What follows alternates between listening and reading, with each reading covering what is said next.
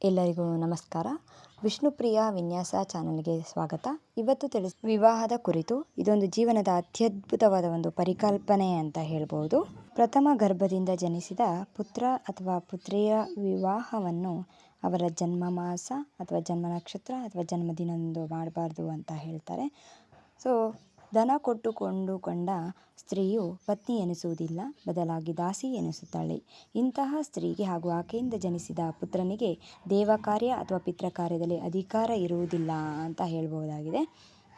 ನಂತರ ತಾಯಿಯ ಕಡೆಯಿಂದ 5ನೆಯ ಪೀಳಿಗೆಯವರೆಗೆ ಹಾಗೂ ತಂದೆಯ ಕಡೆಯಿಂದ 7ನೆಯ ಪೀಳಿಗೆಯವರೆಗೆ ಯಾವ ಕನ್ಯೆಯ ಸಂಬಂಧವಿರುವುದಿಲ್ಲವೋ ಅಂಥವಳನ್ನು ಪುರುಷನು ವಿವಾಹ ಆಗಬೇಕು ಅಂತ ಇದೆ.